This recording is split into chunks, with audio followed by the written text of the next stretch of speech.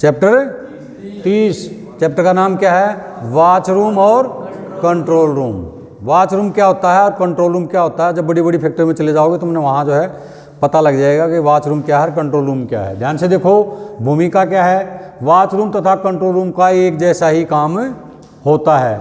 इसमें बातचीत के द्वारा संदेश तथा सूचना का आदान प्रदान होता है। सूचना एक स्थान से दूसरे स्थान पर भेजी जाती है, दो जगह के बीच की दूरी को जोड़ा जाता है। संचार की यह व्यवस्था अग्निशमन में महत्वपूर्ण होती है। यह महत्वपूर्ण है जहाँ कंट्रोल रूम और वॉचरूम होते हैं।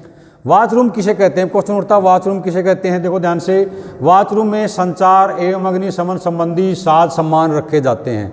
संचार साधन यानी टेलीफोन व्यवस्था होती है उसके अंदर, और फायर के भी साज सामान रखे जाते हैं। उसमें भी आपातकालीन दुर्घटनाओं की सूचना प्राप्त की जाती है। कोई भी मतलब आग की सूचना उसमें प्राप्त की जाती है तथा अग्निशमन सेवाएं उपलब्ध की जाती हैं। तो उसमें फायर फाइटिंग के लिए यानी आग बुझाने के लिए आदमी भेजे जाते हैं, फायर फाइटर भेजे जाते हैं। जहाँ पर एक ही अग्निशमन केंद्र है, जहाँ पर एक ही फायर स्टेशन है, फायर स्टेशन, वह वॉचरूम ही कंट्रोल रूम का काम करता है।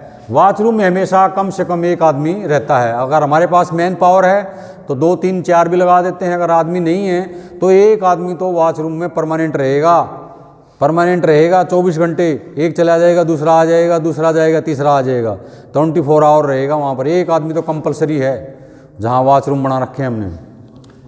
अब कंट्रोल रूम किसे कहते हैं भाई? कंट्रोल रूम संचार की केंद्रीय इकाई है। केंद्रीय इकाई है हमारी संचार की, केंद्रीय इकाई। सारे टेलीफोन यहीं आएंगे फायर स्टेशन में ही, ये केंद्रीय इकाई है। कंट्रोल रूम मुख्य रूप से बहुत से वॉचरूम आपसी तालमेल द्वारा संचालित करता है।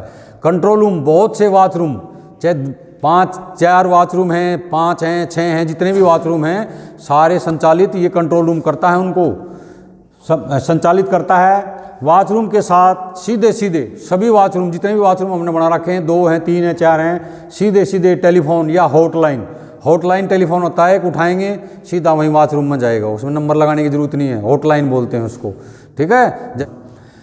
हॉटलाइन द्वारा जुड़ा रहता है। वॉचरूम प्रत्येक आपात सूचना, वॉचरूम में जो है प्रत्येक आपात सूचना कंट्रोल रूम को देने के लिए बाध्य होता है। वॉचरूम के अंदर जो भी घटनाएं घटेंगी वहाँ पर, तो वो सारी सूचना कंट्रोल रूम के देने के लिए बाध्य है, जरूरी है उसने उसको सूचना देना। वो उसको सूचना देगा, क्या करेगा? उसको वो सूचना देगा, कंपलसरी है वो। कंट्रोल रूम में कंट्रोल रूम में अग्निस्थान सूचना प्राप्त होने के बाद, अग्नि का जो स्थान है, आग लगने का जो स्थान है, सूचना प्राप्त होने के बाद आवश्यक सामान मतलब गाड़ियाँ या फायर फाइटर, सूचना, आवश्यक सामान व्यक्ति भेजने के लिए बाध्य है, उत्तरदायी है वो। हाँ, उत्तरदायी है, उसकी जिम्मेदारी है, वो जिम्मेदार है। कंट्रोल रूम में भी, जो कंट्रोल रूम हमारा होता है, वहाँ भी शिक्षित टेलीफोन ऑपरेटर, शिक्षित अच्छा पढ़ा लिखा लड़का, हाँ, सेंसियर लड़का, तो ऑपरेटर जो है वहाँ पर कंट्रोल रूम में बिठाना चाहिए। कैसा? या इसको हम FACA बोल देते हैं, FACA, first alarm call attender, जो सबसे पहले आग की सूचना या आपातकाल सूचना प्राप्त करता है, उसको हम टेलीफोन में बिठाते हैं लड़कों को। वो बोलता है शिक्षित होना चाहिए, अच्छा होना चाहिए, ठीक है। तो वो जो है उसको बोलते हैं हमें FACA, शॉर्ट में FACA का फुल फॉर्म लिख दिया मैंने, फर्स्ट अलार्म कॉल अटेंडर। सबसे पहले जो उसने सूचना प्राप्त की है, कंट्रोल रूम का जो अधिकारी होता है, कंट्रोल रूम में जो साहब बैठता है, वो कंट्रोल रूम का अधिकारी मोबाइल अधिकारी भी कहलाता है। क्या कहलाता है? मोबाइल अधिकारी कहलाता है। ध्यान से, ये क्या है? एक होता है कंट्रोल रूम हमारा, क्या होता है? Control room. ये कंट्रोल करेगा यहाँ से सभी, किसको? जो हमने यहाँ पर वॉचरूम बना रखे। एक वॉचरूम हमने यहाँ बना दिया, बहुत लंबी चौड़ी फैक्ट्री है, एक वॉचरूम हमने यहाँ पर बना दिया, ये वॉचरूम है, इसको हम वॉचरूम बोलते हैं। क्या बोलते हैं? वॉचरूम। ये जो है यहाँ पर कंट्रोल रूम वाला इनको दोनों को टेलीफोन से इनसे संपर्क बना के रखेगा, इससे भी और इससे भी, दोनों से संपर्क बना के रखेगा। और जहाँ भी फायर कॉल हो जाएगी, कोई स्थिति आ जाएगी, स्टैंड बाई मांगेंगे। स्टैंड बाई का मतलब होता है साथ देना, कोई वेल्डिंग कटिंग का काम चल रहा है तो साथ देने के लिए एक फायरमैन हमारा जाके बैठ जाता है वहाँ पर।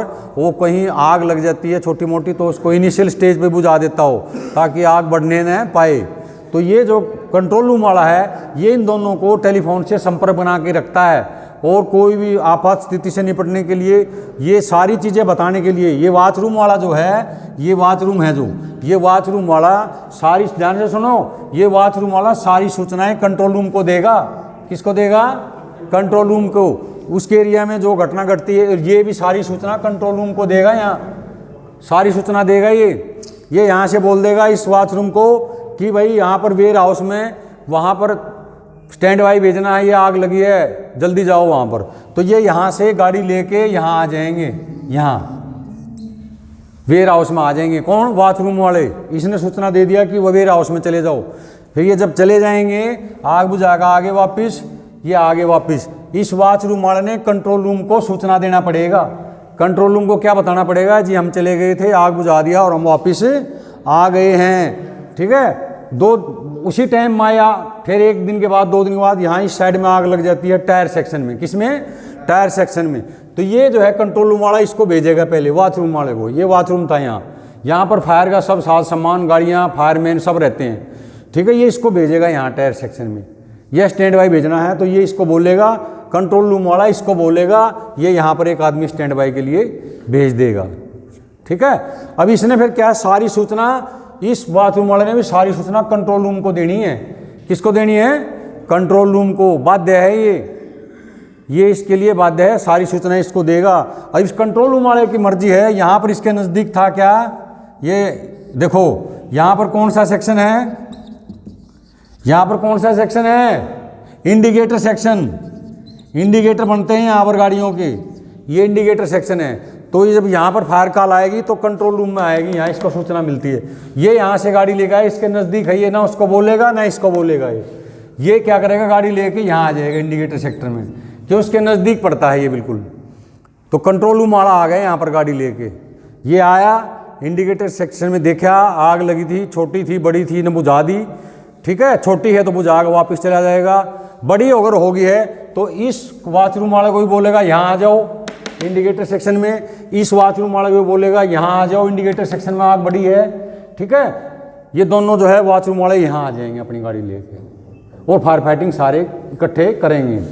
अब यहाँ पर छोटी फायर कॉल थी तो ये कंट्रोल रूम वाला जो बुझा के वापस आ गए यहाँ। इसने ना तो इस वॉचरूम वाले को सूचना देनी है ना इस वॉचरूम को सूचना देनी है, ये जरूरत नहीं समझता, इसकी ने कोई जरूरत नहीं सूचना देने की। जैसे मैंने बताया तुम्हारे को, तुम्हारा पापा क्या है? कंट्रोल रूम, तुम क्या हो? वॉचरूम। तुम जहाँ भी जाओगे बता के जाओगे, सारी सूचना देनी है। उसको जो है बताना है या नहीं बताना है उसकी मर्जी है। तो ये जो है किसी को भी अपनी सूचना दे या ना दे इसकी मर्जी है।